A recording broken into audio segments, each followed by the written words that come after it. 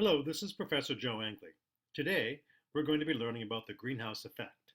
After viewing this presentation, you will have a short assessment to see how well you did with the material. Today, the issue of climate change is almost continuously before us, in the news, in our culture, and as an important political issue. Politics aside, most scientists now understand that our climate is closely linked to how humans use fossil fuels. The important characteristic of fossil fuels is that when we burn them, we release carbon dioxide into the atmosphere. In this presentation, we will learn what effect all this extra added carbon dioxide has on our planet. Our overall learning objective is to understand what the greenhouse effect is and how it affects our climate. We'll also be learning about terms such as weather, climate, and the concept of reflectivity. Lastly, we want to understand how greenhouse gases, like carbon dioxide, exert such an influence on our climate system. Clean, dry air is 78% nitrogen and almost 21% oxygen, with the remaining 1% composed of argon, carbon dioxide, and a variety of other gases.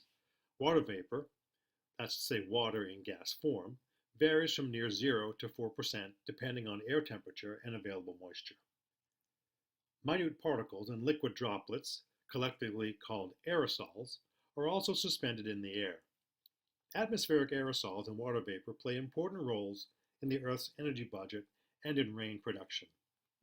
In the next slide, we will look at the composition of the atmosphere in more detail. This table shows the composition of gases in the atmosphere. As I mentioned, the major gases in the atmosphere are nitrogen and oxygen. Take a look and see if you can find out how much carbon dioxide is in the atmosphere.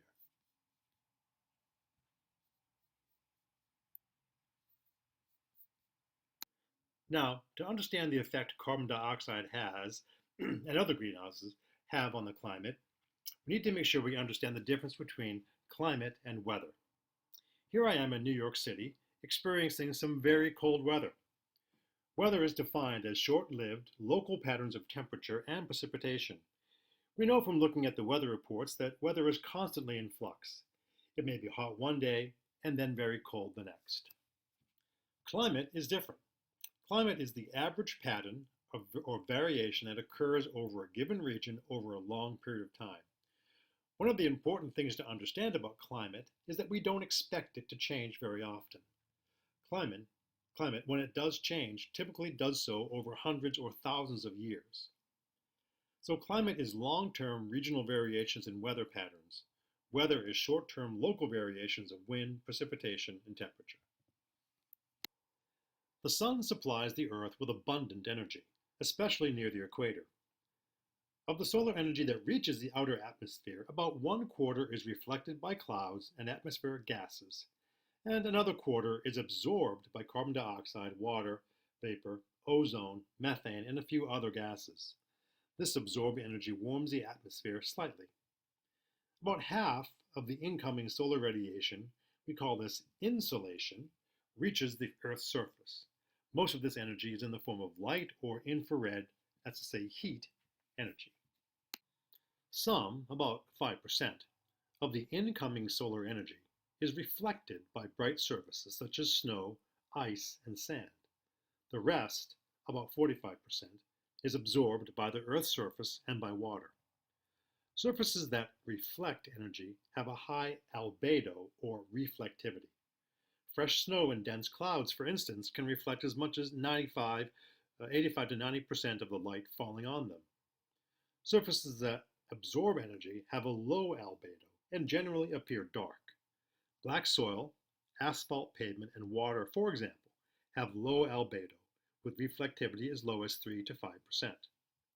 Remember, surfaces that have low reflectivity, like blacktop or dark soil, absorb and then re-emit long wavelength energy that we also call infrared energy. Here we see a diagram of the Earth's energy balance. As I mentioned earlier, the atmosphere absorbs or reflects about half of the solar energy reaching the Earth.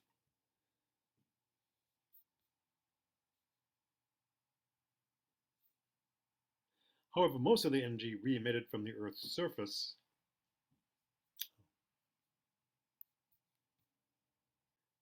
Here we see a diagram of the Earth's energy balance. As I mentioned earlier, the atmosphere absorbs or reflects about half of the solar energy reaching the outer atmosphere of the Earth.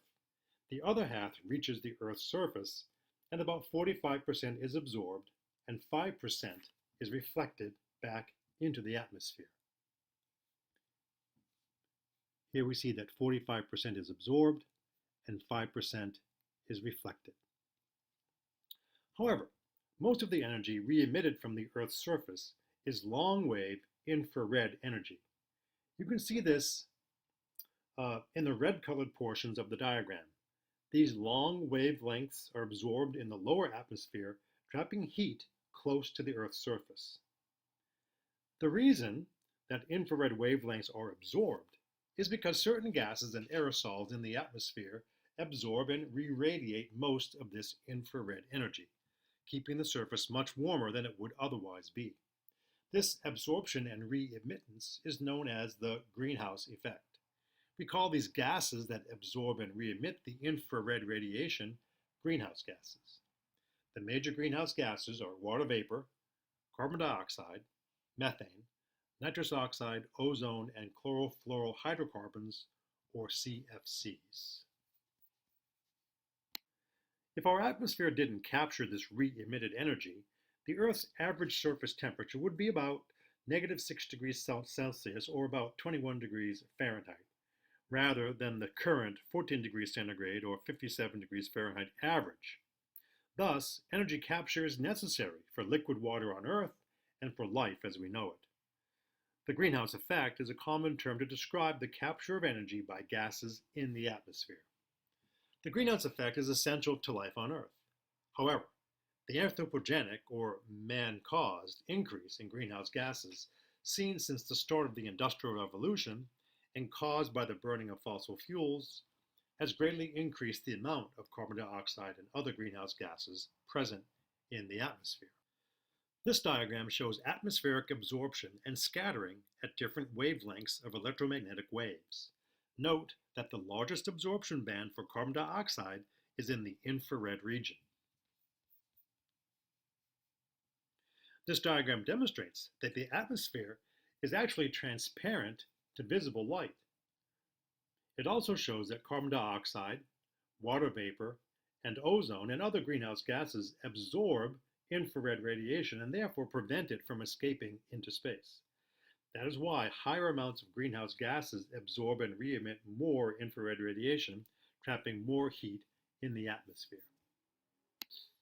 The relationship between greenhouse gases and climate change has been discussed for some time.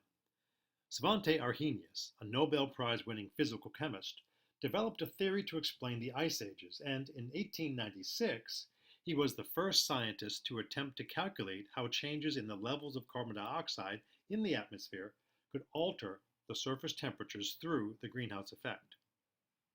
Arrhenius was the first person to predict that emissions of carbon dioxide from the burning of fossil fuels and other combustion processes were large enough to cause global warming.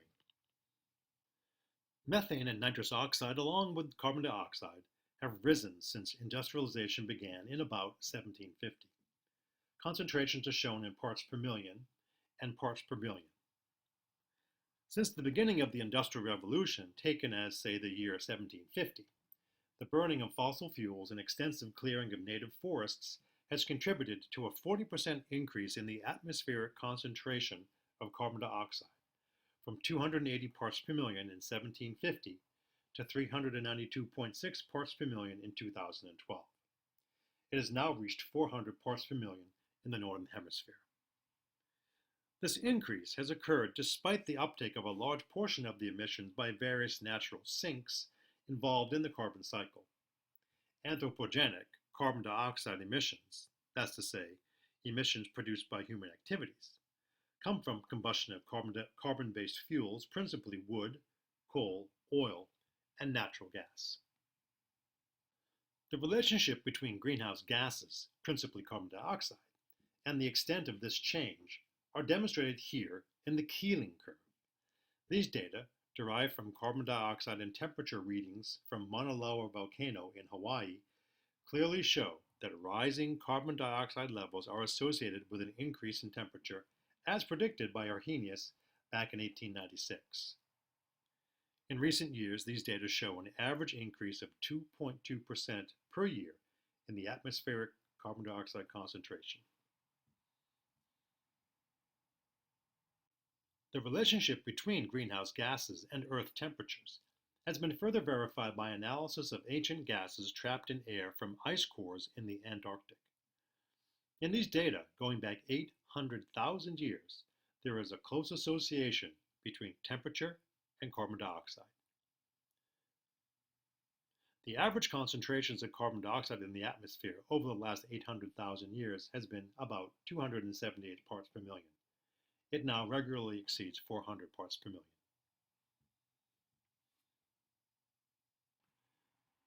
As stated in the Intergovernmental Panel on Climate Change, Fifth Assessment Report, human influence on the climate system is clear. The evidence shows unequivocally that climate is changing and the global average is warming because of increased retention of energy in the lower atmosphere. In this presentation, we have learned the difference between climate and weather. We now know that climate is long-term patterns of temperature and precipitation that occur over long periods of time. Weather is short-term variations of temperature and precipitation. In general, climate should not change quickly. We have learned about the concept of reflectivity. Reflectivity is important in our discussions of climate because global warming reduces the amount of ice and snow and therefore increases the absorption of infrared energy and reduces reflectivity. We also learned that the greenhouse effect is a natural occurrence that makes the Earth habitable for humans. About half of the solar radiation, consisting of both visible and infrared wavelengths, entering the Earth's atmosphere makes its way to the Earth's surface where it's either absorbed or reflected. Long wavelength infrared radiation is then radiated into the atmosphere where some of it is absorbed by greenhouse gases and re-emitted, thus warming the atmosphere. The problem with too much carbon dioxide and other greenhouse gases in the atmosphere is that it absorbs and emits more and more heat, warming the planet above normal temperatures. Carbon dioxide concentrations, which have averaged about 278 parts per million over the last 800,000 years, are now consistently above 400 parts per million in the atmosphere. Based on the relationship demonstrated in the Keeling curve, global temperatures are expected to continue to rise. There are additional consequences to the increase in carbon dioxide, such as effects on the biogeochemistry of the ocean. We will cover these effects and other consequences of climate change in following presentations. Now, proceed to the next slide and complete the assessment. Please bring this completed quiz to the next class session. Thank you for your attention. Check your knowledge by completing this quiz.